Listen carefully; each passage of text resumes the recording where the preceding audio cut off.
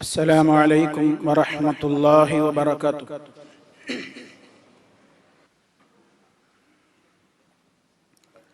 إن الحمد لله نحمده ونستعينه ونستغفره ونعوذ بالله من شرور أنفسنا ومن سيئات أعمالنا.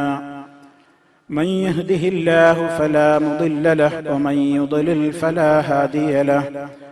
وأشهد أن لا إله إلا الله وحده لا شريك له. وأشهد أن محمدا عبده ورسوله. اللهم صل على محمد وعلى آل محمد كما صليت على إبراهيم وعلى آل إبراهيم إنك حميد مجيد. اللهم بارك على محمد وعلى آل محمد كما باركت على إبراهيم وعلى آل إبراهيم إنك حميد مجيد.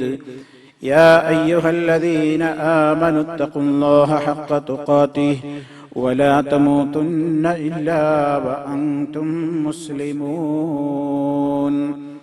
أما بعد فإن خير الكلام كلام الله وخير الهدي هدي محمد صلى الله عليه وسلم وشر الأمور محدثاتها وكل محدثة بدعة وكل بدعة ضلالة.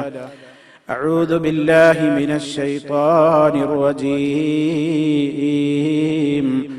وتزودوا فإن خير الزاد التقوى واتقون يا أولي الألباب.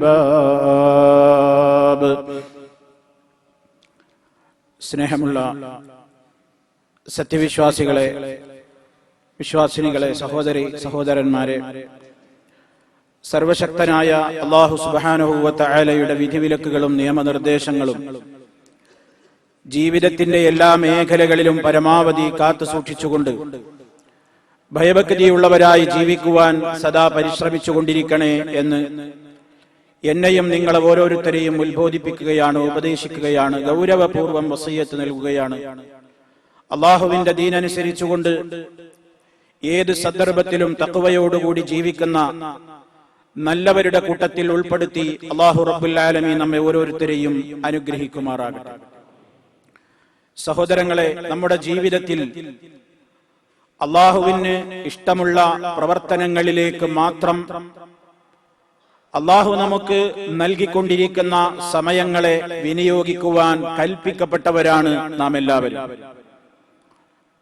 അവസരങ്ങൾ പാഴാക്കാതെ നമുക്ക് അള്ളാഹു അനുവദിച്ചു തരുന്ന നമ്മുടെ ആയുസ്സിന്റെ ഒരു വശത്തെയും നഷ്ടപ്പെടുത്തി കളയാതെ എത്രത്തോളം നന്മകൾ വാരിക്കൂട്ടുവാൻ സാധിക്കുമോ അതിലേക്ക് പ്രത്യേകമായ ശ്രദ്ധ എപ്പോഴും ഉണ്ടായിരിക്കേണ്ടുന്ന ആളുകളാണ് നാം എല്ലാവരും. അതിനുവേണ്ടി അള്ളാഹു നമുക്ക് നിശ്ചയിച്ചു തന്നിട്ടുള്ള ഒട്ടേറെ പ്രത്യേകമായ അവസരങ്ങളുണ്ട്, സമയങ്ങളുണ്ട്, കാലങ്ങളുണ്ട്. ആ കൂട്ടത്തിൽ മഹാഭൂരിപക്ഷം വരുന്ന ആളുകളും ശ്രദ്ധയില്ലാതെ വിട്ടുകളയുകയും അശ്രദ്ധരാവുകയും ചെയ്യുന്ന വളരെ പ്രാധാന്യമർഹിക്കുന്ന ദിവസങ്ങളാണ് സഹോദരങ്ങളെ ഇനി നമ്മിലേക്ക് കടന്നു വരാനുള്ളത്. ഏതാനും ദിവസങ്ങൾ കഴിഞ്ഞാൽ പവിത്രമായ ദുൽഹജ്ജ് മാസം നമ്മിലേക്ക് കടന്നു വരികയാണ്. പരിശുദ്ധ ഖുർആനിൽ പരിശോധിച്ചു നോക്കിയാൽ നമുക്കേവർക്കും സുപരിചിതമായ സൂറത്തുൽ ഫജ്റിന്റെ തുടക്കത്തിൽ അല്ലാഹു പറയുന്നു, വൽ ഫജ്ർ വലയാലിൻ അശ്ർ. ആ 10 ദിവസങ്ങൾ എന്നതുകൊണ്ട് ഉദ്ദേശിക്കപ്പെടുന്നത് ദുൽഹജ്ജ് മാസത്തിലെ ആദ്യത്തെ 10 ദിവസങ്ങളാണെന്ന് മഹാന്മാരായ സ്വഹാബാക്കളിൽ നിന്നുള്ള റിപ്പോർട്ടുകൾ ധാരാളം ഖുർആൻ വ്യാഖ്യാതാക്കൾ എടുത്തുദ്ധരിച്ചിട്ടുണ്ട്. അപ്പോൾ തന്നെ അള്ളാഹു സത്യം വേണ്ടി എടുത്തുപയോഗപ്പെടുത്തിയ പ്രത്യേകമായ ദിവസങ്ങളുടെ പ്രാധാന്യം നമുക്ക് മനസ്സിലാക്കുവാൻ സാധിക്കും. അതുപോലെ ഹജ്ജിന് വിളംബരം ചെയ്യുക എന്ന് പറഞ്ഞുകൊണ്ട് ഇബ്രാഹിം അലൈഹിസ്സലാമിനോട് അള്ളാഹു കൽപ്പിച്ച വചനം വഅദ്ദിൻ ഫിന്നാസി ബിൽ ഹജ്ജി യഅതൂക റിജാലൻ വഅലാ കുല്ലി ളാമിരിൻ യഅതീന മിൻ കുല്ലി ഫജ്ജിൻ അമീഖ് ലിയശ്ഹദൂ മനാഫിഅ ലഹും വയദ്കുറു ഇസ്മല്ലാഹി ഫീ അയ്യാമിൻ മഅലൂമാത്. അവിടെ അല്ലാഹു പ്രത്യേകമായി എടുത്തു പറയുന്നുണ്ട് ആളുകൾ ഹജ്ജിന് വരുന്നത്. ആ ഹജ്ജിന്റെ പ്രത്യേകതയും മറ്റുമൊക്കെ പറയുന്ന കൂട്ടത്തിൽ വയദ്കുറു ഇസ്മല്ലാഹി ഫീ അയ്യാമിൻ മഅലൂമാത്, അറിയപ്പെട്ട ചില ദിവസങ്ങളിൽ അവർ അല്ലാഹുവിനെ ഓർക്കുവാനും വേണ്ടി എന്ന് അല്ലാഹു എടുത്തു പറയുന്നു. ഈ ആയത്തിന്റെ വിശദീകരണ മധ്യേ മഹാനായ ഇമാം ഇബ്നു കസീർ റഹിമഹുല്ലാ അവിടുത്തെ തഫ്സീറിൽ ഇബ്നു അബ്ബാസ് റളിയല്ലാഹു അൻഹുവിൽ നിന്നുള്ള റിപ്പോർട്ടിൽ കാണാം മഹാനവറുകൾ അഭിപ്രായപ്പെട്ടത്, സഹാബത്ത് ഒരു കാര്യം അഭിപ്രായപ്പെടുന്നത് അല്ലാഹുവിന്റെ വഹി, അല്ലാഹുവിന്റെ റസൂലിന്റെ വഹീന്റെ അടിസ്ഥാനത്തിൽ നബി തങ്ങളിൽ നിന്ന് കേട്ടതാവാനേ നിവൃത്തിയുള്ളൂ. അൽ-അയ്യാമുൽ മഅലൂമാത്ത്, എണ്ണപ്പെട്ട ഈ അറിയപ്പെട്ട ദിവസങ്ങൾ എന്നതുകൊണ്ട് ഇവിടെ ഉദ്ദേശിക്കപ്പെടുന്നത് അയ്യാമുൽ അശ്ർ, ദുൽഹജ്ജിലെ ആദ്യത്തെ 10 ദിവസങ്ങളാകുന്നു എന്ന് ആ ആയത്തിന്റെ വിശദീകരണത്തിലും നമുക്ക് കാണുവാൻ സാധിക്കും. ഇനി സഹോദരങ്ങളെ, പരിശുദ്ധമായ പ്രവാചകൻ സല്ലല്ലാഹു അലൈഹി വസല്ലമിന്റെ വചനങ്ങളിലൂടെ കടന്നുപോയാൽ അവിടുന്ന് പറയുന്നു, മാ മിൻ അയ്യാമിൻ അഫ്ദലു ഇൻദല്ലാഹ് മിൻ അയ്യാമി അശ്രി ദുൽഹിജ്ജ. ദുൽഹജ്ജ് 10 ദിവസങ്ങളോളം അല്ലാഹുവിന്റെ അടുക്കൽ ശ്രേഷ്ഠകരമായ വേറെ ദിവസങ്ങളില്ല. മറ്റൊരു റിപ്പോർട്ടിൽ കാണാം, മാ മിൻ അമലിൻ അസ്കാ ഇൻദല്ലാഹി അസ്സ വജൽ. അല്ലാഹുവിന്റെ അടുക്കൽ ഏറ്റവും പരിശുദ്ധമായ പ്രവർത്തനങ്ങൾ നടത്താൻ പറ്റിയ ഒരു ദിവസം, വലാ അഅ്ളമ അജ്റൻ മിൻ ഖൈരിൻ തഅമലുഹു ഫീ അശ്രിൽ അദ്ഹാ. ഈദുൽ അദ്ഹ ഉള്ള ദുൽഹജ്ജ് 10 ആ ദിവസങ്ങൾ ഉൾക്കൊള്ളുന്ന അതേ ആദ്യത്തെ 10 ദിവസങ്ങളിൽ ചെയ്യുന്ന കർമ്മങ്ങളോളം ഏറ്റവും ശ്രേഷ്ഠകരമായ കർമ്മങ്ങൾ വേറെയില്ല. ഹദീസിൽ തന്നെ നമുക്ക് മറ്റൊരു റിപ്പോർട്ടിൽ കാണാം, അല്ലാഹുവിലേക്ക് ഇത്രത്തോളം സൽക്കർമ്മങ്ങൾക്ക് ചെയ്യാൻ ഏറ്റവും പ്രിയങ്കരമായ ദിവസങ്ങൾ വേറെയില്ല. വലൽ ജിഹാദു ഫീ സബീലില്ലാ എന്ന് കൂടി അവിടുന്ന് കൂട്ടിച്ചേർത്തു. അല്ലാഹുവിന്റെ മാർഗത്തിലുള്ള ജിഹാദിനേക്കാൾ ശ്രേഷ്ഠകരമാണ് ഈ ദിവസത്തിലെ കർമ്മങ്ങൾ എന്നർത്ഥം. സഹാബത്ത് ചോദിച്ചു, വലൽ ജിഹാദു ഫീ സബീലില്ലാ, ജിഹാദിനേക്കാളും കൂലിയാണോ പ്രവാചകരെ? നബി സല്ലല്ലാഹു അലൈഹി വസല്ലം പറഞ്ഞു, ഇല്ലാ റജുലുൻ ഖറജ ബിനഫ്സിഹി വമാലിഹി ഫലം യർജിഅ മിൻ ദാലിക ബിശൈഇ. യുദ്ധരംഗത്തേക്ക് എടുത്തു ചാടി തന്റെ സമ്പത്തും തന്റെ ശരീരവും കൊണ്ടവന് മടങ്ങാൻ സാധിച്ചില്ല. രക്തസാക്ഷിയായ മുജാഹിദല്ലാത്ത മറ്റുള്ള എല്ലാ ആളുകളുടെയും പ്രതിഫലം, ആ രൂപത്തിലുള്ള അത്രത്തോളം പ്രതിഫലമുള്ള പ്രവർത്തനങ്ങൾക്ക് നമുക്ക് നിർവഹിക്കാൻ അവസരം ഒത്തുവരുന്ന ദിവസങ്ങളാകുന്നു ദുൽഹജ്ജ് മാസത്തിലെ ആദ്യത്തെ 10 ദിവസങ്ങളെന്ന് നബി സല്ലല്ലാഹു അലൈഹി വസല്ലം പറഞ്ഞിരിക്കുകയാണ്. എന്താണ് ഇത്രത്തോളം ഇതിന് പ്രത്യേകത?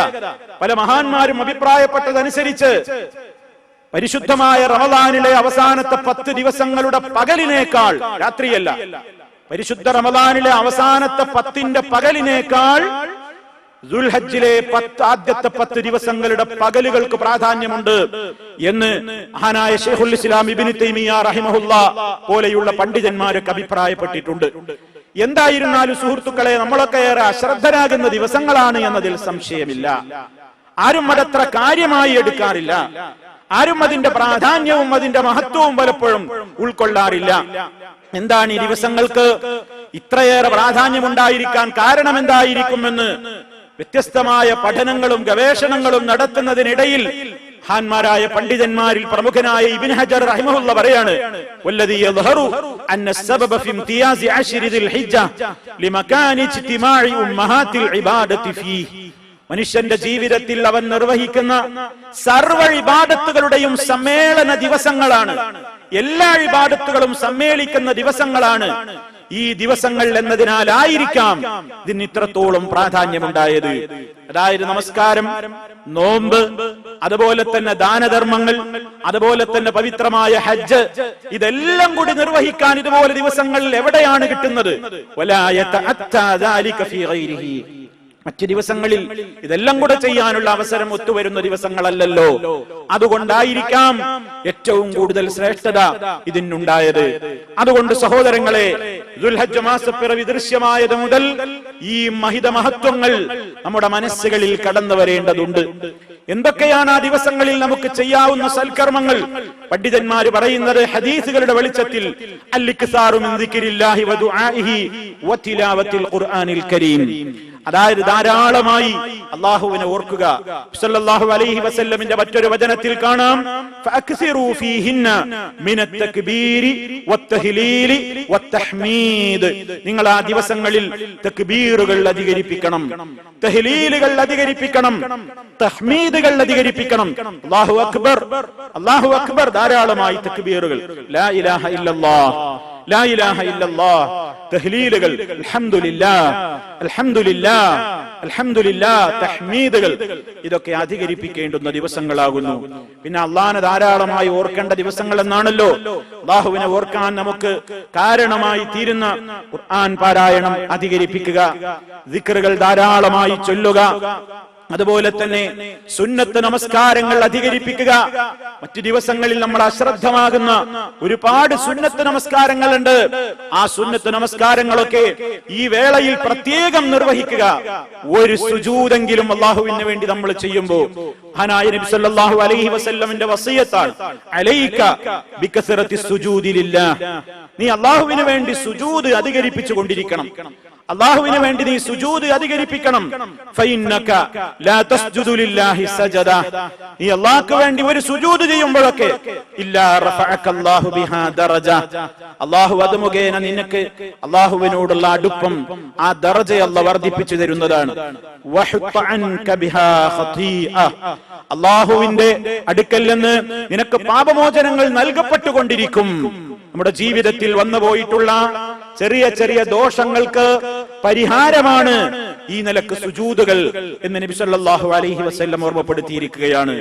അതുപോലെ തന്നെ ദാനധർമ്മങ്ങൾ, പാവങ്ങളെ സഹായിക്കൽ, പ്രയാസപ്പെടുന്നവർക്ക് വേണ്ടി പ്രവർത്തിക്കൽ, അവരുടെ ക്ഷേമാന്വേഷണങ്ങൾ നടത്തൽ, അവരുടേതായ പ്രതിസന്ധികളുടെ പരിഹാരത്തിന് വേണ്ടി ആവുന്നത് ചെയ്യൽ, ഏതെല്ലാം സൽക്കർമ്മങ്ങൾ ചെയ്യാനൊക്കുമോ അതൊക്കെയും ഈ ദിവസങ്ങളിൽ ചെയ്യാൻ ശ്രദ്ധിക്കേണ്ടതുണ്ട്. ഈ സന്ദർഭത്തിൽ നമ്മൾ ആലോചിക്കണം, ദുൽഹജ്ജ് കടന്നു വരുന്നതിന്റെ മുമ്പ് തീരുമാനമെടുക്കേണ്ടുന്ന ഒരു പരമപ്രധാനമായ ഒരു കാര്യം കൂടിയുണ്ട്. അത് അള്ളാഹുവിന് വേണ്ടിയുള്ള അറവാണ്, പടച്ചതമ്പുരാന് വേണ്ടിയുള്ള അറവ് നടത്തൽ, ബലികർമ്മം. ദുൽഹജ്ജ് മാസത്തിൽ നാം നിർവഹിക്കേണ്ടുന്ന ഏറ്റവും മഹത്വമേറിയ ഒരു ആരാധനയാണത്. അള്ളാഹു നമുക്ക് നൽകി അനുഗ്രഹിച്ചിട്ടുള്ള കാലി സമ്പത്തിൽ നിന്ന് ആ കാലികളെ അള്ളാഹുവിന്റെ പൊരുത്തം ഉദ്ദേശിച്ചുകൊണ്ട് അറവ് നടത്തുക. ആടുമാടൊട്ടകങ്ങളിൽ ഏതിനെയും നമുക്ക് ഉദുഹിയ്യത്ത് അറുക്കാവുന്നതാണ്. ഉദുഹിയ്യത്ത് അറുക്കുവാൻ നിശ്ചയിക്കപ്പെടുന്ന മൃഗത്തിന് ചില വസ്ഫുകൾ നബി സല്ലല്ലാഹു അലൈഹി വസല്ലം പഠിപ്പിച്ചിട്ടുണ്ട്. അതിന് മുടന്തുള്ളതായിരിക്കരുത്, മജ്ജയും മാംസവും നശിച്ച ചാവാളി മൃഗങ്ങളെ ആയിരിക്കരുത് അറുക്കുന്നത്. ആർക്കും വേണ്ടാത്ത, വിറ്റാൽ വില കിട്ടാത്തതല്ല നീ ഉദുഹിയ്യത്തിന് വേണ്ടി നീക്കി വെക്കേണ്ടത്.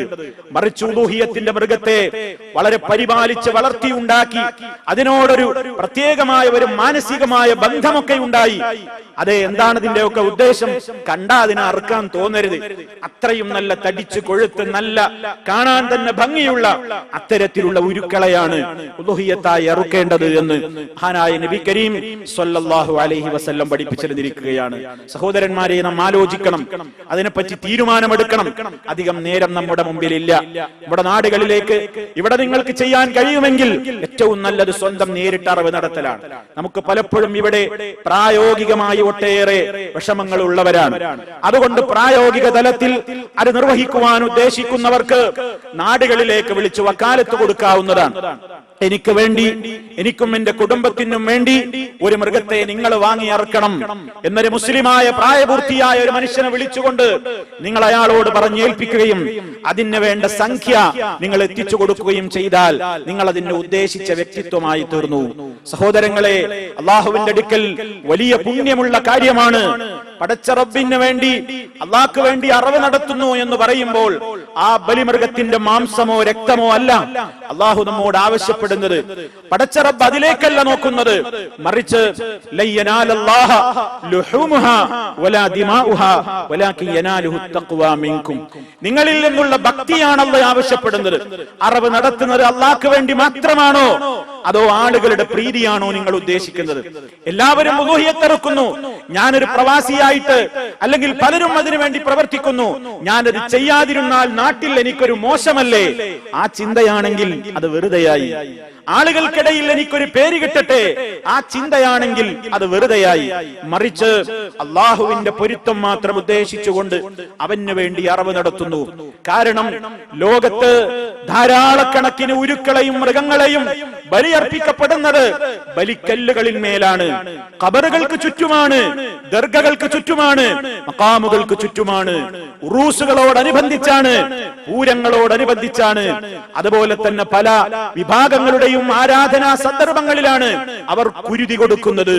മൃഗങ്ങളെ കുരുതി കൊടുക്കുന്നവർ, അങ്ങനെ രക്തം കുടിക്കുന്ന പിശാചുക്കൾ, ആ രൂപത്തിൽ ഒരുപാട് വസ്തുക്കളെ ബലി നൽകിക്കൊണ്ട് അല്ലാഹു അല്ലാത്തവരുടെ പ്രീതിയും അല്ലാഹു അല്ലാത്തവരിൽ നിന്നുള്ള രക്ഷയും പ്രതീക്ഷിച്ചുകൊണ്ട് ഉലൂഹിയത്ത് അഥവാ ബലികർമ്മം നിർവഹിച്ചുകൊണ്ടിരിക്കുന്ന ധാരാളക്കണക്കിന് ആളുകളെ നമുക്ക് കാണാൻ സാധിക്കും.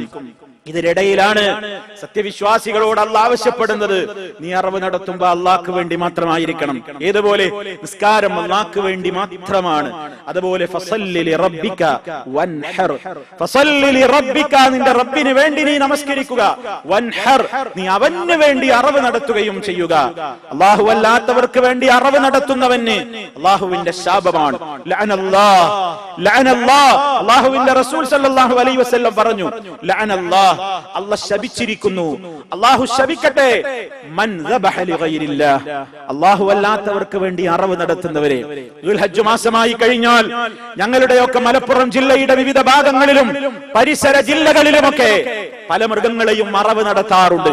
ദുൽഹജ്ജ് 7-ന് നമ്മുടെ നാട്ടിലെ മലപ്പുറം ജില്ലയിൽ ഒരു ഭാഗത്ത് അറിയപ്പെടുന്ന ഓമാനൂർ എന്ന് പറയുന്ന ദർഗ, ഒരു ജാറവുമായി ബന്ധപ്പെട്ടുകൊണ്ട് അവിടെ മറവട്ട് കിടക്കുന്ന ആളുകളുടെ പ്രീതിയും പൊരുത്തവും ഉദ്ദേശിച്ചുകൊണ്ട് ആ ശുഹദാക്കളിൽ നിന്ന് ഖൈർ ഉദ്ദേശിച്ച് അതുപോലെ തന്നെ ആപത്തുകൾ തടുക്കാനൊക്കെ വേണ്ടിയിട്ട് അവർക്ക് വേണ്ടി ധാരാളക്കണക്കിന് പോത്തുകളെയും ആടുകളെയും ഒക്കെ അറവ് നടത്തുന്ന, അതിനുവേണ്ടി ഒഴിഞ്ഞിടുന്ന, നേർച്ചയാക്കുന്ന ഒരു കാലഘട്ടമാണ്.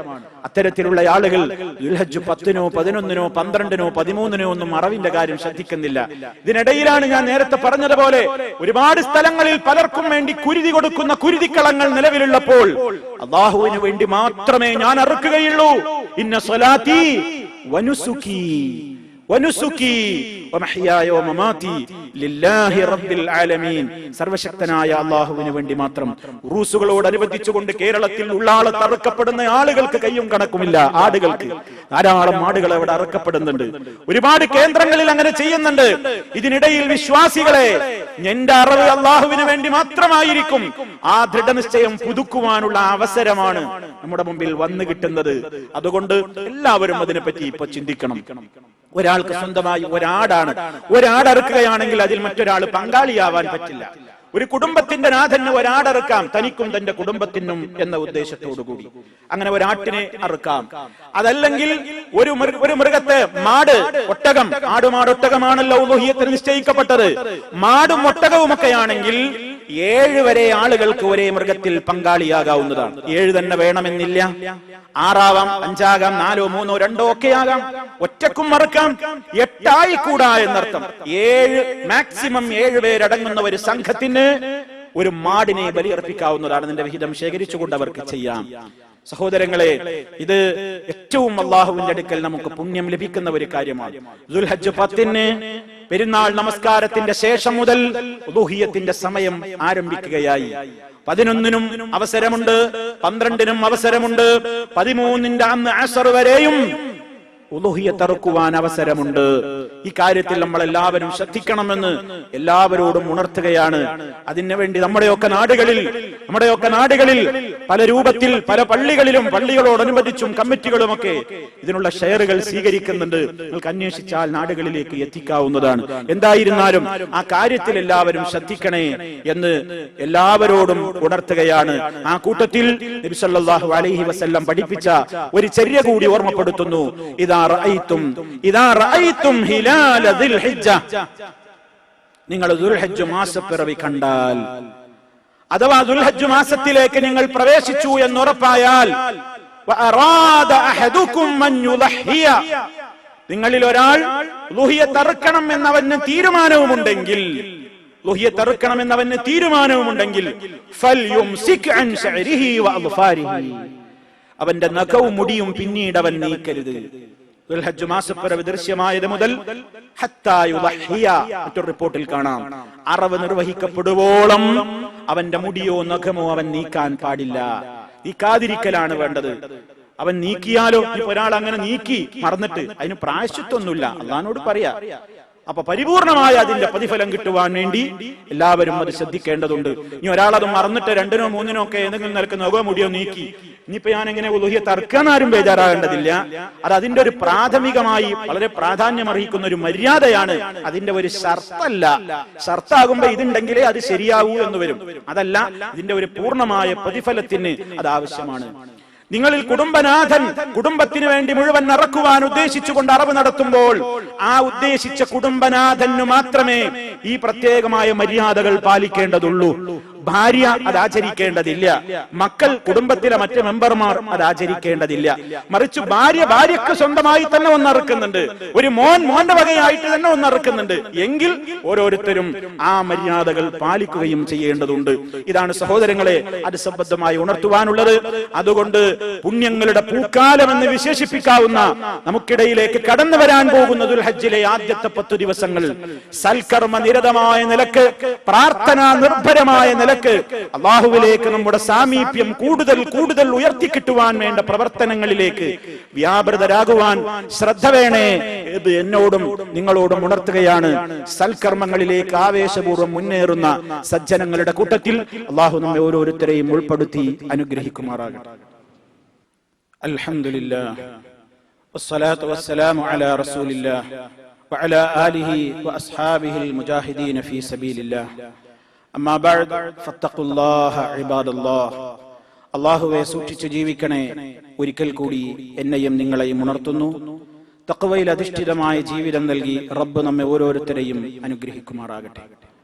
സഹോദരങ്ങളെ, രാജ്യത്തൊട്ടാകെ ജലക്ഷാമം രൂക്ഷമായി കൊണ്ടിരിക്കുന്ന കാലഘട്ടമാണ് സംഭവിച്ചുകൊണ്ടിരിക്കുന്നത്. നാം അറിയാതെ, നമ്മൾ അറിഞ്ഞും അറിയാതെയുമൊക്കെ ലോക റിപ്പോർട്ടുകൾ രാജ്യത്ത് ഏറ്റവും കൂടുതൽ കടുത്ത ക്ഷാമം നേരിടാൻ പോകുന്നത് വെള്ളത്തിനാണ് എന്ന് പ്രഖ്യാപിച്ചു കഴിഞ്ഞു. നമ്മുടെ നാടുകളിൽ തന്നെ ഇപ്പോൾ നിങ്ങൾ പോയി നോക്കൂ, നിറഞ്ഞു നിൽക്കേണ്ടുന്ന കുളങ്ങളും കിണറുകളുമൊക്കെ വറ്റിത്തുടങ്ങി. ഇപ്പോഴേ വറ്റിത്തുടങ്ങിയാൽ ഉണ്ടാകുന്ന ജലക്ഷാമം എത്രയായിരിക്കും? അള്ളാഹു നമുക്ക് നൽകുന്ന ഏറ്റവും വലിയ അനുഗ്രഹമാണ് വെള്ളം. ആ വെള്ളം ഒരുപാട് ആളുകൾക്ക് വേണ്ടി അള്ളാഹ് നിശ്ചയിച്ചതാണ്. പലർക്കുമായി നിശ്ചയിക്കപ്പെട്ടത് ചിലര് മാത്രം ഉപയോഗപ്പെടുത്തുന്ന ഒരു ദുരന്തം. ആ കൂട്ടത്തിലാണ് പണ്ഡിതന്മാർ എണ്ണിയത് വെള്ളവും അതുമായി ബന്ധപ്പെട്ട കാര്യങ്ങളുമൊക്കെ ഇസ്റാഫ് ചെയ്യൽ. പരിശുദ്ധ ഖുർആൻ തന്നെ പറഞ്ഞല്ലോ, വലാ തുസ്രിഫു, നിങ്ങൾ അതിര് കവിയരുത്. മലയാളികൾക്ക് ഇന്ന് വെള്ളം ഉപയോഗപ്പെടുത്തുന്നതിൽ യാതൊരു പിശുക്കുമില്ല എന്നാണ് പറയാ. പക്ഷെ കുറച്ച് ഓവറായി പോകുന്നു. ഒതുവെടുക്കുന്ന സ്ഥലങ്ങളിൽ പോലും സല്ലല്ലാഹു അലൈഹി വസല്ലം സഅദ് റളിയല്ലാഹു അൻഹുവിന്റെ സമീപത്തു കൂടെ നടന്നു പോവുകയാണ്. ഒരിക്കൽ അദ്ദേഹം വുളൂ ചെയ്യുന്നു. വെള്ളം പാഴായി പോകുന്നത് കണ്ടപ്പോൾ നബി സല്ലല്ലാഹു അലൈഹി വസല്ലം പറഞ്ഞു, സഅദേ മഹാദസ് സർഫ്, എന്താണ് ഈ അമിതമായി വെള്ളം ചെലവഴിക്കുന്നത്? എന്താണ് ഈ അമിതത്വം കാണിക്കുന്നത്? എന്താണ് ഈ ദൂർത്തടിക്കുന്നത്? സഅദ് റളിയല്ലാഹു അൻഹു ചോദിച്ചു, അഫിൽ വുളൂഇ സർഫുൻ, വുളൂ എടുക്കുമ്പോഴുണ്ടോ ദൂർത്ത്? അങ്ങനെയും വന്നു പോകുമോ? നബി സല്ലല്ലാഹു അലൈഹി വസല്ലം പറഞ്ഞു, നഅം വഇൻ കുൻത അലാ നഹരിൻ ജാരിൻ, ഒഴുകിക്കൊണ്ടിരിക്കുന്ന പുഴയിൽ നിന്നാണ് നീ ഉളു എടുക്കുന്നതെങ്കിലും ഒരുപാട് വെള്ളമുണ്ടല്ലോ എന്ന് വിചാരിച്ചു ഒരുപാട് കോരി ഒഴിക്കരുത്. പുഴയിൽ നിന്നാ ഉളു എടുക്കുന്നതെങ്കിലും ഒരുപാട് വെള്ളം ഒഴുകി പോവല്ലേ, ആർക്കും പ്രയാസമൊന്നുമില്ലെന്ന് വിചാരിച്ചു ഒരുപാട് എടുത്ത് ഉപയോഗിക്കരുത്, കണക്കിന് ഉപയോഗിക്കും. മറ്റൊരു റിപ്പോർട്ടിൽ കാണാം,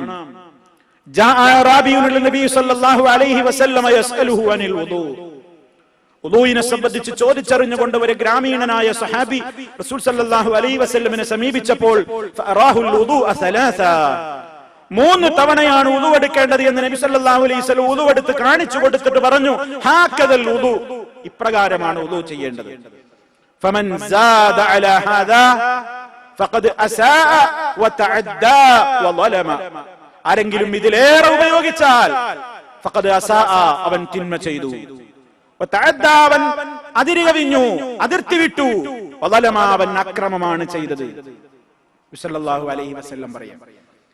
സല്ലല്ലാഹു അലൈഹി വസല്ലമിന്റെ ഉളൂവിനെ കുളിക്കൊക്കെ വളരെ മിതമായ വെള്ളം ഉപയോഗപ്പെടുത്തി. നമുക്കൊന്നും കഴിയൂല അത്ര കുറച്ച് ഉപയോഗിക്കാൻ. സഹാബത്ത് പറയുന്നുണ്ട്, ഇമാം മുസ്ലിം റിപ്പോർട്ട് ചെയ്ത ഹദീസിൽ കാണാം, കാന നബിയു സല്ലല്ലാഹു അലൈഹി വസല്ലം യതവല്ലഉ ബിൽ മുദ്ദി, ഒരു മുദ്ദ് വെള്ളം കൊണ്ട്, ഒരു കോരൽ വെള്ളമാണ്, അതുകൊണ്ട് ഉളു എടുത്തു. വയഗ്തസിലു ബിസ്സാഇ ഇലാ 5 അംദാദ്, 5 മുദ്ദ് വരെ കുളിക്കാൻ ഉപയോഗപ്പെടുത്തി. നമുക്ക് മേൽ നനഞ്ഞിട്ടില്ല. അത്രത്തോളം നമ്മൾ ഇന്ന് ഫ്ളാറ്റുകളിലും വീടുകളിലും എല്ലായിടത്തും വെള്ളം ദുരുപയോഗം ചെയ്തുകൊണ്ടിരിക്കുകയാണ്. വാട്ടർ പൈപ്പ് തുറന്നിട്ടിട്ടാണ് നമ്മൾ ബ്രഷ് ചെയ്യുക. ആ ബ്രഷ് ചെയ്ത് തീരോളം, നമുക്ക് മതി വരുവോളം ബ്രഷ് ചെയ്ത് തീരുവോളം വെള്ളം ഇങ്ങനെ ഒഴുകിപ്പോകും വാഷ് ബേസിനിലൂടെ. കയ്യിലെടുത്ത് സോപ്പിട്ട് കഴുകി, ആ സോപ്പ് കൊണ്ട് കയ്യും മുഖമൊക്കെ കഴുകിയിട്ട് സോപ്പിട്ട് മുഖവും കയ്യൊക്കെ വൃത്തിയാക്കുന്ന സമയത്ത് ടാപ്പ് പൂട്ടിക്കൂടെ? നമ്മൾ ചെയ്യൂല. സോപ്പിട്ട് കഴുകി, പിന്നെ ആ കയ്യും കഴുകി മുഖം കഴുകി നമ്മളെ കണ്ണ് വൃത്തിയാക്കി മൂക്ക് ചീറ്റി വൃത്തിയാക്കുമ്പോഴൊക്കെ ഗാലൻ കണക്കിന് വെള്ളം ഇങ്ങനെ പോയി കൊണ്ടിരിക്കുകയാണ്. നമ്മൾ ശ്രദ്ധിക്കുന്നില്ല. നമ്മൾ വിചാരിക്കും, എന്റെ ഫ്ലാറ്റ് ഞാൻ വാടക എടുത്ത്, ഞാൻ വാടക കൊടുക്കുന്നത്, ഞാനല്ലേ കറണ്ട് ബില്ല് അടക്കുന്നത്, ഞാനല്ലേ വാട്ടർ ബില്ല് അടക്കുന്നത്, ആരുണ്ട് ചോദിക്കാൻ? പറ്റൂല. ഇത് അള്ളാഹ് തന്നതാ. അൽ കഹ്ഫിൽ നിങ്ങളൊരു കഥ വായിക്കുന്നില്ലേ? സൂറത്തുൽ കഹ്ഫ് ഓതിയില്ലേ? ഒരു തോട്ടക്കാരൻ, അയാൾക്ക് ഒരുപാട് സമൃദ്ധിയും സൗകര്യമൊക്കെ ഉണ്ടായിരുന്നു. അയാളുടെ തോട്ടത്തിൽ നല്ല തെളിനീരൊഴുകുന്ന നദിയൊക്കെ ഉണ്ടായിരുന്നു. അയാൾ വലിയ അഹങ്കരിച്ചു, ഇണ്ടതാ, ഞാൻ ഇഷ്ടം പോലെ ചെയ്യും, എന്റെ മുതൽ ഞാൻ ഇഷ്ടം പോലെ ഉപയോഗപ്പെടുത്താൻ എനിക്ക് അവകാശമുണ്ട് എന്നയാൾ ധാർഷ്ട്യം പറഞ്ഞപ്പോ നല്ലവനായ ഒരു മനുഷ്യനോട് പറഞ്ഞു, എടോ ഈ ഞെളിയുന്നില്ല, വല്ല നെകളിപ്പ് കാണിക്കുന്നില്ലേ? ഈ തോട്ടം നനക്കാനുള്ള നിന്റെ ഈ വെള്ളല്ലേ, ഇതൊന്ന് വറ്റിപ്പോയാ ഫലം അത് തേടിക്കൊണ്ടുവരാൻ നിനക്ക് സാധ്യമാണോ? ഒരിറ്റ് വെള്ളം ഉണ്ടാക്കാൻ നിന്നെ കൊണ്ട് കഴിയോ? അല്ലാഹു ചോദിച്ചിട്ടുണ്ട്, ഖുൽ അറഅയ്തും ഇൻ അസ്ബഹ മാഉകും ഗൗറാ ഫമൻ യഅതീകും ബിമാഇൻ മഈൻ. നിങ്ങൾ ഉപയോഗിച്ചു കൊണ്ടിരിക്കുന്ന നിങ്ങളുടെ വെള്ളമെങ്ങാനും ഒന്ന് വറ്റിപ്പോയാൽ അതിനെ കൊണ്ടുവന്ന് തരാൻ നിങ്ങൾക്ക് ആരെങ്കിലും ഉണ്ടോ? ഒരാളുമില്ല. അത്രയും വളരെ പ്രാധാന്യം അർഹിക്കുന്ന, ശ്രദ്ധിച്ച് ഉപയോഗപ്പെടുത്തേണ്ടതാണ് വെള്ളം. അതുപോലെ ലൈറ്റുകൾ, ഇലക്ട്രിസിറ്റി ഉപയോഗിക്കുമ്പോൾ ശ്രദ്ധിക്കേണ്ടതുണ്ട്. ആവശ്യമില്ലാതെ ഫാൻ തിരിയുന്നു, AC വർക്കാകുന്നു, ലൈറ്റുകൾ തെളിയുന്നു, ശ്രദ്ധിക്കുന്നില്ല. ധാരാളക്കണക്കിന് സല്ലല്ലാഹു അലൈഹി വസല്ലം പറഞ്ഞു, അല്ലാഹു നിങ്ങളോട് കൃത്യമായി വെറുപ്പ് പ്രകടിപ്പിച്ചു കഴിഞ്ഞ 2-3 കാര്യങ്ങളുണ്ട്. ഒന്ന് ഖീല വഖാല, കേട്ടതും കണ്ടതും ഇങ്ങനെ പറഞ്ഞുകൊണ്ട് നടക്കരുത്. അതും ഇങ്ങനെ പറഞ്ഞ് പ്രചരിപ്പിക്കാം. ഖീലയും ഖാലി, തോന്നിയതുപോലെയൊക്കെ പറഞ്ഞ് ഇങ്ങനെ പ്രചരിപ്പിക്കാൻ നാവിന് നല്ല സുഖമുള്ള ഏർപ്പാടാണ്, പാടില്ല. ധനം നഷ്ടപ്പെടുത്തൽ, ഒരു ഫിൽസ് പോലും നഷ്ടമായി കൂടാ, ന്യായമായി ചെലവഴിച്ചുകൂടാ. വളരെ ശ്രദ്ധിക്കേണ്ടതുണ്ട്. ആവശ്യമില്ലാത്ത ചോദ്യം ചോദിച്ചിങ്ങനെ നടക്കുക, വെറുതെ ഇഷ്കാലുണ്ടാക്കി നടക്കുക. സല്ലല്ലാഹു അലൈഹി വസല്ലം പറഞ്ഞു. അതുകൊണ്ട് സഹോദരങ്ങളെ, നമ്മുടെ ജീവിതത്തിൽ നമ്മൾ ഉപയോഗിക്കുന്ന വസ്തുക്കളൊക്കെ, ഉപയോഗിക്കുന്ന സാധനങ്ങൾ, നിത്യോപയോഗ വസ്തുക്കളൊക്കെ വളരെ ശ്രദ്ധിച്ച് ഉപയോഗപ്പെടുത്തേണ്ടതുണ്ട്. എന്തിനും കണക്ക് പറയണം. ഒരു നല്ല കാറ്റ് കൊണ്ടിട്ടുണ്ടെങ്കിൽ അതിന് അല്ലാഹ് ചോദിക്കുന്നതാണ്. സുമ്മല തുസ്അലുന്ന യൗമഇദിൻ അനിൻ നഈം എന്ന ആയത്തിന്റെ തഫ്സീറിൽ മഹാന്മാരായ മുഫസ്സിരീങ്ങൾ സ്വഹാബാക്കളിൽ നിന്നുള്ള റിവായത്തുകളായി കൊണ്ട് ചേർത്ത് എഴുതി വെച്ചത്. നമ്മൾ അനുഗ്രഹിച്ചു കൊണ്ടിരിക്കുന്ന ഓരോ അനുഗ്രഹങ്ങളും കണക്ക് പറയേണ്ടതുണ്ട്. എപ്പോഴാ നമ്മളെ തിരിച്ചു വിളിക്കാന്ന് അറിഞ്ഞൂടാ, എപ്പോഴാ നമ്മളെ റബ്ബിന്റെ കോടതിയിലേക്ക് പോവേണ്ടതെന്ന് അറിഞ്ഞൂടാ. കഴിഞ്ഞ ഖുതുബയിൽ ഞാൻ നിങ്ങളോട് പറഞ്ഞില്ലേ, നമ്മുടെ ഒരു സഹോദരൻ മരണപ്പെട്ടു, അള്ളാഹു അദ്ദേഹത്തിന്റെ ഖബർ സന്തോഷത്തിലാക്കി കൊടുക്കുമാറാകട്ടെ. ഞാൻ കഴിഞ്ഞ ആഴ്ച നാട്ടിൽ ചെന്നപ്പോ നിങ്ങൾക്ക് എല്ലാവരും അറിഞ്ഞിട്ടുണ്ടാകും, തിരുവനന്തപുരം ജില്ലയിൽ പ്രബോധക രംഗത്ത് തിളങ്ങി നിന്നിരുന്ന ഒരു ചെറുപ്പക്കാരൻ, 3 കുരുന്നു മക്കളാണ് അദ്ദേഹത്തിനുള്ളത്. ഒരു പ്രബോധകൻ, നമ്മുടെ സുഹൃത്ത്, നമ്മുടെ സഹോദരൻ ജാബിർ കായക്കൊടി, അദ്ദേഹം ഇശാ നിസ്കാരം കഴിഞ്ഞ് ഒരു മോട്ടോർ ബൈക്കിന്റെ ബാക്കിലിരുന്ന് തന്റെ ഒരു സുഹൃത്തിനെ കാണാനുള്ള വഴിയിലേക്ക് യാത്ര പോയിക്കൊണ്ടിരിക്കുമ്പോൾ പെട്രോൾ പമ്പിലേക്ക് വണ്ടി ഇങ്ങനെ തിരിച്ചതാ. അദ്ദേഹം ബാക്കിലായിരിക്കുന്നത്. പിന്നിൽ നിന്ന് വന്നു, വണ്ടി തട്ടി, അദ്ദേഹം വീണു. ബൈക്ക് ഓടിച്ച വ്യക്തി നിസ്സാരമായ പരിക്കുകളോട് രക്ഷപ്പെട്ടു. നമ്മുടെ പ്രബോധകൻ എന്നേക്കുമായി നമ്മെ വിട്ടുപിരിഞ്ഞു. അല്ലാഹു അദ്ദേഹത്തിന്റെ ഖബർ സന്തോഷത്തിലാക്കി കൊടുക്കുമാറാണ്. ഒരുപാട് സഹോദരങ്ങൾ ഭാഗ്യവാനാണെന്ന് ഞാൻ പറയുന്നത്. കാരണം നമുക്കൊക്കെ വേണ്ടി നല്ലവരായ മുവഹിദുകളായ ആളുകൾ നമസ്കരിക്കാൻ, ജനാസ നമസ്കരിക്കാൻ കിട്ടുക എന്നുള്ളത് വലിയൊരു പ്രാധാന്യം. അള്ളാഹു ആരുടെ ദുആ സ്വീകരിച്ചുകൊണ്ടാണ് നമുക്ക് സ്വർഗം തരാന്ന് അറിയില്ലല്ലോ. തിരുവനന്തപുരത്ത് വെച്ച് അദ്ദേഹത്തിന്റെ ജനാസ നിസ്കാരത്തിൽ ധാരാളം ആളുകൾ പങ്കെടുത്തു. എറണാകുളത്ത് വെച്ച് നിസ്കരിച്ചു. മലപ്പുറം ജില്ലയിൽ തിരുരങ്ങാടിയിൽ നമസ്കരിച്ചു. അദ്ദേഹത്തിന്റെ ജന്മനാട്ടിൽ 3-4 തവണകളായിക്കൊണ്ട് നമസ്കാരം നിർവഹിക്കപ്പെട്ടു. ആയിരങ്ങൾ പങ്കെടുത്ത നമസ്കാരം. അള്ളാഹു അത് ഖബൂൽ ചെയ്യുമാറാകട്ടെ. അദ്ദേഹത്തിന്റെ പാപങ്ങളെല്ലാം അള്ളാഹു പുറത്തു കൊടുക്കുമാറാകട്ടെ. സഹോദരങ്ങളെ, നമ്മൾ ചിന്തിക്കുക, ഓരോ സന്ദർഭങ്ങളിലും നമ്മോടിങ്ങനെ തട്ടി വിളിച്ചുണർത്തിക്കൊണ്ടിരിക്കുകയാണ്, സഹോദരാ നിന്റെ മരണം. അദ്ദേഹം പറഞ്ഞത് ഞാൻ ഒരാളെ കാണാൻ പോയി വരുന്നു, കുടുംബത്തിന് അല്പ സാധനങ്ങൾ വാങ്ങാനും കൂടി ഇറങ്ങിയതാണ്. നമ്മളൊക്കെ അങ്ങനെ ഇറങ്ങിയവരാണ്, കുടുംബത്തെ പോറ്റാൻ ഇറങ്ങിയവരാണ്. പലരെയും ഇനിയും കാണാമെന്ന് പറയുന്നവരാണ്. ഇൻഷാ അല്ലാഹ് നാളെ ഞാൻ വരാമെന്ന് പറയുന്നവരാണ്. ഞാൻ ഇപ്പൊ അങ്ങോട്ട് എത്തുമെന്ന് പറയുന്നവരാണ്. ഇല്ല, വലാ തദ്രി നഫ്സുൻ ബിഅയ്യി അർളിൻ തമൂത്, എവിടെ വെച്ച് മരണം പിടികൂടുമെന്ന് ഒരാൾക്കും അറിഞ്ഞുകൂടാ. എപ്പോഴും റബ്ബ് നമ്മെ തിരിച്ചു വിളിച്ചേക്കാം. ഒരുങ്ങുക സഹോദരങ്ങളെ, ഒരുങ്ങുക. മരണം തൊട്ട് പിന്നിലുണ്ട്, തൊട്ടടുത്തുണ്ട്. നമ്മൾ ധരിച്ച ചെരുപ്പിന്റെ വാറിനേക്കാൾ നമ്മോടൊട്ടി നിൽക്കുന്നു മരണം. അൽ മൗതു അദ്നാ മിൻ ശറാകിൻ അലിഹി, സ്വന്തം കാലിലണിഞ്ഞ പാദരക്ഷയുടെ അതിനേക്കാൾ അടുത്ത് നമ്മുടെ ശരീരവുമായി ഒട്ടിച്ചേർന്ന് നിൽക്കുന്നു. നമ്മുടെ റൂഹ് പിടിക്കുവാനുള്ള സംവിധാനങ്ങൾ മരണം അടുത്ത് നിൽക്കുകയാണ്. അതുകൊണ്ട് സഹോദരങ്ങളെ, ജീവിതത്തിൽ കിട്ടുന്ന അവസരങ്ങളെ ദുരുപയോഗപ്പെടുത്തരുത്. നന്നായി അള്ളാഹുവിന് പൊരുത്തമുള്ള കർമ്മങ്ങളിലേക്ക് വിനിയോഗിക്കുക. സൽക്കർമ്മങ്ങൾ അധികരിപ്പിക്കുക. നമ്മുടെ നാവ് കൊണ്ട് അരുതാത്തത് പറയാതിരിക്കുക. നമ്മുടെ കണ്ണുകളെ അരുതാത്തതിലേക്ക് മേയാൻ വിടാതിരിക്കുക. പടച്ച റബ്ബേ, നീ കാണുന്നുവല്ലോ എന്ന ബോധത്തോടെ ജീവിക്കുക. ഇത്തഖില്ലാഹ ഹൈസുമാ കുൻത, നീ എവിടെയാണെങ്കിലും അള്ളാഹുവിനെ സൂക്ഷിച്ചുകൊണ്ട് ജീവിക്കുക. എപ്പ മരണം വന്നാലും, എവിടെ വെച്ച് മരിക്കുകയാണെങ്കിലും വലാ തമൂതുന്ന ഇല്ലാ വഅൻതും മുസ്ലിമൂൻ, മുസ്ലിമീങ്ങളായിക്കൊണ്ടല്ലാതെ നിങ്ങൾ മരിക്കാൻ ഇടവരരുത്.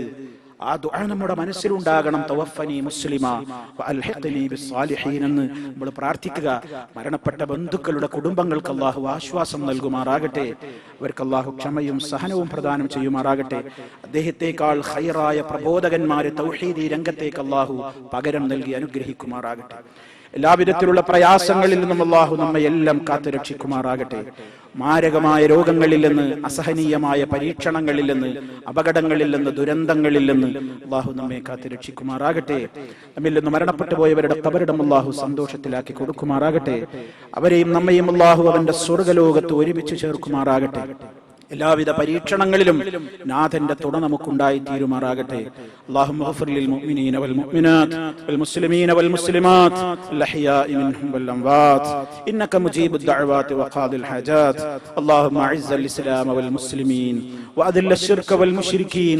اللهم أجرنا من النار، اللهم أجرنا من النار، اللهم أجرنا وأجر والدينا من النار. اللهم ارحم شيوخ الإمارات الذين انتقلوا إلى رحمتك. اللهم وفق ولاة أمورنا لما تحبه وترضاه. اللهم سدد خطى حاكمنا يا ذا الجلال والإكرام. اللهم أدم على دولة الإمارات الأمن والأمان وعلى سائر بلاد المسلمين. ربنا اغفر لنا ولإخواننا الذين سبقونا بالإيمان ولا تجعل في قلوبنا غلا للذين آمنوا. ربنا إنك رؤوف رحيم. توفنا مسلمين وألحقنا بالصالحين والحمد لله رب العالمين.